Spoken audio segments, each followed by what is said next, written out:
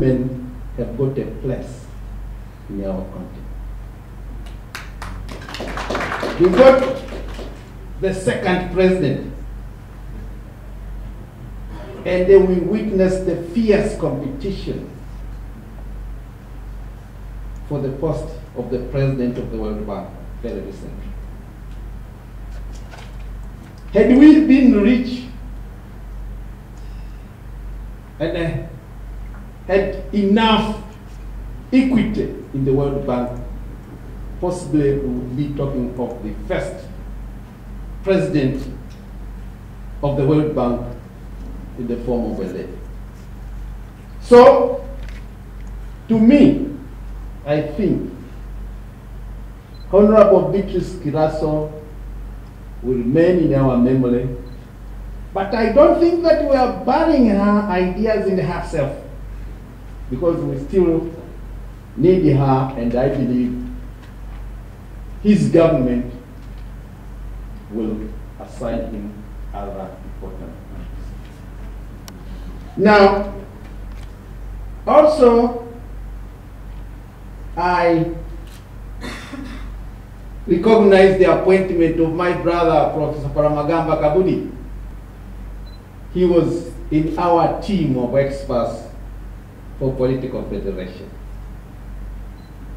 Apparently, even the executive secretary of the commission was in our team of the political federation.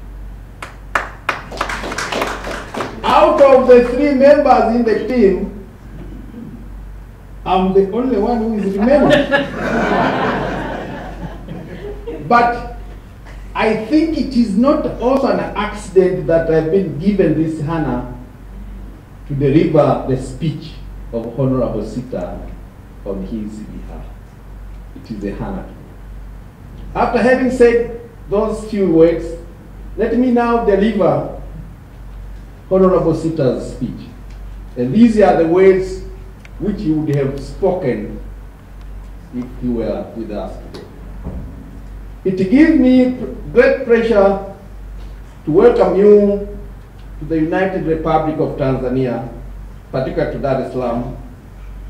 I hope you spare a few hours of your tour,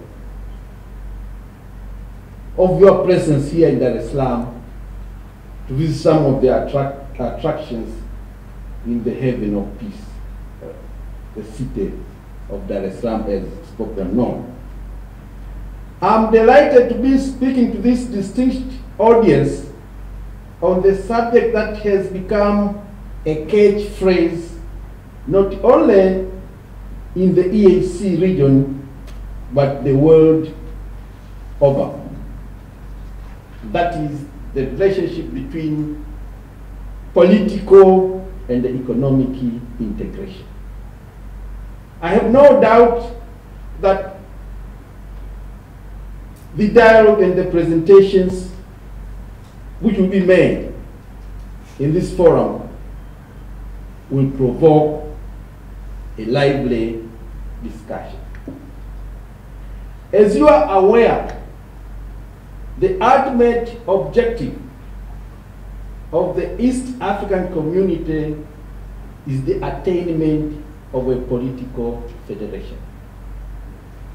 The move towards this goal, therefore, requires deliberate efforts to ensure inclusion and participation of all segments of East Africans in order to be in sync with the operational principles of the EAC Treaty, which is based on people-centered and market-driven integration. Based on the same principle, involvement of key stakeholders should also be in a manner that is meaningful and practical. This dialogue, therefore, forms one of those initiatives in involving stakeholders from different constituencies. I'm happy to note that the dialogue has elicited a wide range of stakeholders, such as the technocrats, researchers, the academia, politicians, civil society organizations, among others. Honorable Chairperson, I believe the purpose of this dialogue is in sync, therefore, with the principle of people-centered integration, which is at the cornerstone of the EAC integration. In my view, a people-centered community will arise not only in involving our people in decision-making, but also in empowering them economically. Time has come for us in the EAC, and indeed on the African continent, to sequence properly the economic and the political integration. For the past 50 years, the African continent has been grappling on which way to go. Whether it is economic integration or it is political integration.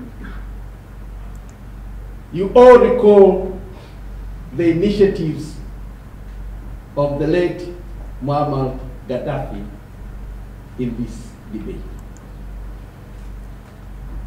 Honorable Chairperson, although integration by its nature is a political process that requires political will, theoretical and empirical evidence indicates that there is a need in striking a proper balance between economic integration and the political integration.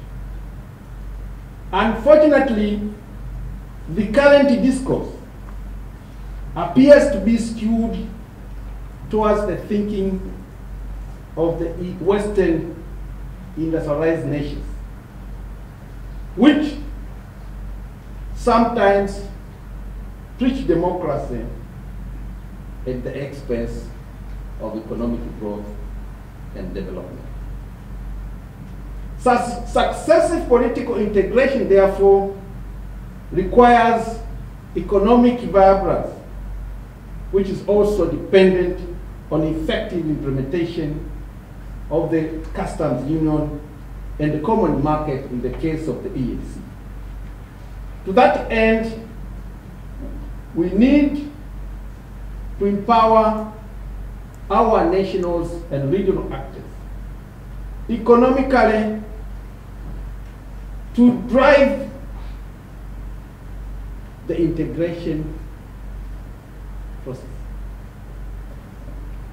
Chairperson, this dialogue is an important event in East Africa, bring together key stakeholders and share perspectives, compare the challenges, explore opportunities, and exchange on the EAC and the continent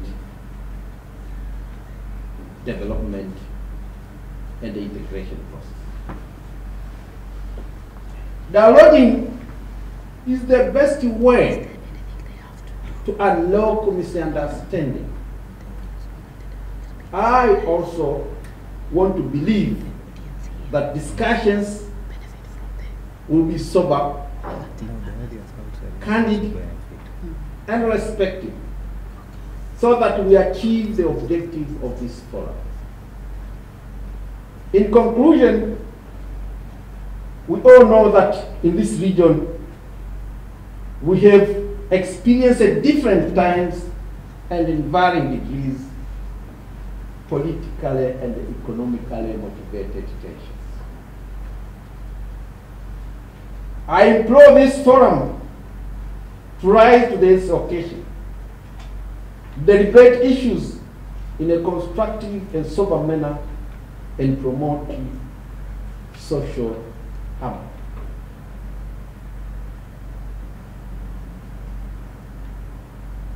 This contention is based on the fact that the world at the moment is passing through